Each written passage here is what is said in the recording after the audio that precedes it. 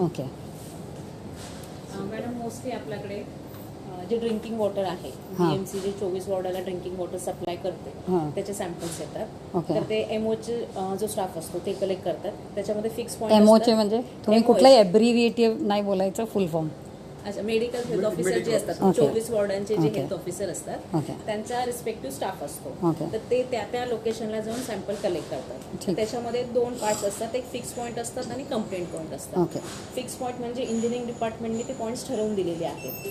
तर ते rotation wise कधी फिक्स पॉईंट घेतात, कधी कंप्लेंट्स पॉईंट घेतात. जर कोणी कंप्लेंट वॉर्डात नोंद केली किंवा त्यांना काही फाईन झालं तर ते कंप्लेंट सॅम्पल असतात. दुसऱ्या टाईपचे सॅम्पल असतात जे असिस्टंट इंजिनियर वॉटर वर्क्स आहेत, त्यांच्याकडे पण 2 डिपार्टमेंट असतात, एक लीक रिझर्वायर आणि एक लीक डिटेक्शन, म्हणजे जे कंप्लेंटच्या सॅम्पलवर वर्क करतात त्यांचे सॅम्पल येतात. पण आपण कसं प्रकारचं means like what kind of a detection we do, diagnosis is of what kind of a parameters? Water parameter as per 10,500 total coliform bacteria and E coli bacteria per 100 ml. Means total coliforms आपण करतो, not as a specific this thing. आपण DNA sequencing through काही करत नाही, म्हणजे special जो distribution of the microbes किंवा त्यांच्या कॅरेक्टरायझेशन हे सगळं काही करत नाही. ओनली आपण टोटल आपण कोलिफॉर्म्सचं करतो. डिटेक्शन. ओके. सॅम्पलला इथे कोडिंग झाल्यानंतर त्याचा मेम्ब्रेन फिल्ट्रेशन टेक्नॉलॉजी ह्या मेथडने आपण अनालिसिस करतो. म्हणजे मेम्ब्रेन फिल्ट्रेशन केल्यानंतर आपण त्याच्यावर चेक करतो. ते चेक करतो. ऑर्गॅनिझम येतात एकाच मीडियावर आपल्याला, ते आपण चेक करतो.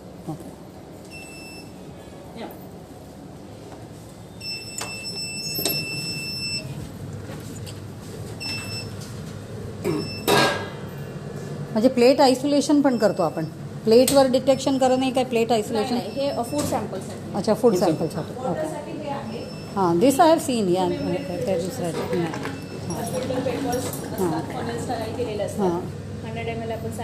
याला आपण ह्या अनालिसिसला काय म्हणतो? Membrane filtration technology. ही असेंब्ली आहे, त्याच्यामध्ये हे फिल्टर्स यूज केलेले असतात. ते 100 ml that I have seen. या आणि हे फिल्टर पेपर असतात 0.45 मायक्रोमीटर.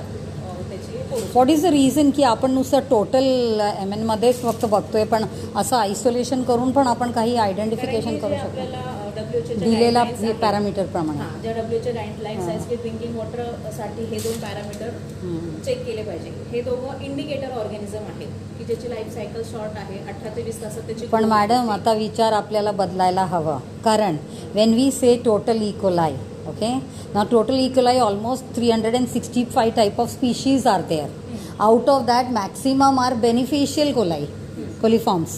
तर नुसतं हे सांगून की एवढा जास्त, त्याच्यात जर बेनिफिटवाला जास्त आहे तर we cannot call it as bad. Counting total number is beyond this, so it is bad. कारण इथे कसं आपण टोटल नंबर ऑफ कोलिफॉर्म्सवर करतो. पण घेतोय मॅम, जे आपल्याला सीवेज वॉटर मधनं तेच I am talking about sewage right now. Actually कसं आहे माहिती आहे का, आपण काय करतो की ज्यावेळेस पाणी ट्रीटेड असेल ना, no bacteria should be present in that. म्हणजे हा बेसिक कन्सेप्ट आहे ना. आणि as per WHO guidelines coliform and E coli should be absent. These 2 are indicator organism.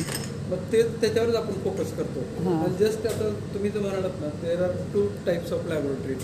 One are doing routine work and second are doing research work.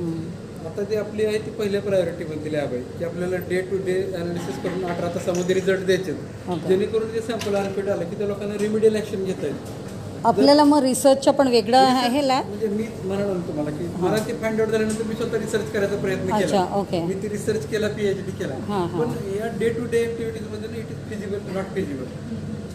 नाही, पण जेव्हा तुम्ही फूडचा करताय तिथे आयसोलेशन प्लेटचा करतातच आहे, तसंच याचं सॅम्पल घेऊन आपण ते करू शकतो. सिवेजचा पण नाही. पण आता आपण कसं करतो, असं फिल्टरनीच फक्त आपण टोटल नंबर किती आहे ते काउंट करतो. पण आपण आयसोलेट करून किती कुठल्या प्रकारचं स्पीशीज आहे, बॅक्टेरिया कुठली आहे, त्याच्यात सिडोमोनास आहे, साल्मोनेला आहे, काय आहे ते आपण प्लेटवर ग्रो करून मीडियावर करूनच आपण करू शकतो. हां, तर ते पण असं सिवेजचं पण करू शकतो असं मी. आता सिवेजमध्ये नाही, this is okay. I am talking about the sewage water. आता हा जो क्लास आपण मेंटेन केलाय ना, त्या क्लासमध्ये सिवेज सॅम्पल रन करता येत नाही. हां, आता आपल्यासाठी फक्त ड्रिंकिंग वॉटरचं आहे. सर्व्हिलन्स करतो की जे इंजिनिअरिंग डिपार्टमेंट पाणी सप्लाय करत आहे ते सगळ्या लोकांना सेफ पाणी मिळतंय की नाही त्याच्यावर सर्व्हिलन्स करण्यासाठी आपली लॅब आहे.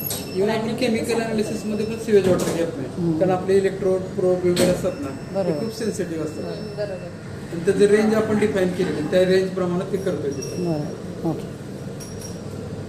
फास्ट जरा आपण इन्स्ट्रुमेंटेशनचं बघू. मायक्रोबायोलॉजिकल पॅरामीटर्स बघतो. अच्छा. फूडमध्ये वगैरे असणार आहे ना 34 प्रकारचे, त्याच्यामध्ये पॅथोजन्स आहेत सगळे फूडमध्ये. फूडसाठी पूर्ण डिटेलिंग आहे पूर्ण. आणि हे जे फूडचं येतं ते कधी आपल्याला हॉटेल्स वगैरेचा काही कंप्लेंट्स येतात किंवा तसं आपल्याला सॅम्पल येतात, फूड सेफ्टी ऑफिसर्स असतात, पोलीस असतात, किंवा काही कंप्लेंट झाले कुठे फूड पॉयझनिंग वगैरे अच्छा, त्याच्यात. मुंबई रिजनमध्ये वगैरे सॅम्पल येतात. ओके.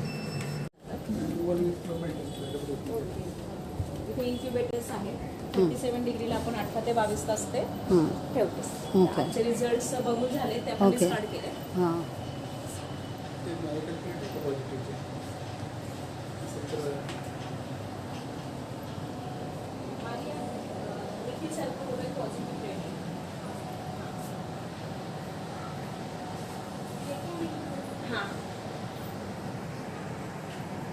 कसलं NABLचं रेकग्निशन किंवा कुठला रेकग्निशन आपण करून घेतलं? घेतलं होतं. अच्छा. आता या मार्च पर्यंत आपल्याकडे NABLचं होतं. हां. 2 वर्ष 4 वर्षाचं होतं. हां. त्यानंतर काय झालं की आपल्याला इंटिग्रेटेड करायचं होतं. हां. आपण काही ठराविक पॅरामीटर घेऊन NABL ऍक्टिव्हेशन केलं होतं. ओके. आता इथून पुढे आपण काय करतोय की एखादी कम्युनिटी असेल, कम्युनिटीचे सगळे पॅरामीटर आपल्याला करायचे. त्याला आपण इंटिग्रेटेड असेसमेंट आणि NABL ऍक्टिव्हेशन म्हणतो. हां. तर तशा प्रकारचं आपण करतोय. साधारण 3 महिन्यामध्ये आपण त्याला जाणार आहे. ओके. जर केमिकल सेक्शन मध्ये बघितलं तर ऑइल हा सेक्टर आपण घेतो. हां. ऑइलच्या जवळजवळ 54 टेस्ट आहे. 54 ते 54 टेस्ट आपण NABL ऍक्रेडिटेशन मध्ये घेतोय. ओके. मायक्रोबायोलॉजी मध्ये पण आपण प्रिपेअर्ड फूड किंवा एखादी कम्युनिटी घेणार आहे. त्या कम्युनिटीच्या सगळ्या टेस्ट आपण कव्हर करणार आहे. ओके. पण आता हे जे मायक्रोस्कोपचा यूज कशासाठी, म्हणजे आपण ते सॅम्पलसाठी यूज करतो ना? यूज फार लिमिटेड आहे आपल्या इथे ह्याच्यामध्ये. अच्छा, काही आपण तसं हे कारण बघत आपल्याकडे नाही. कसं आहे, आपलं पॅरामीटर्स असं आहे की कोलिफॉर्म आणि इकोला शुड बी ऍब्सेंट.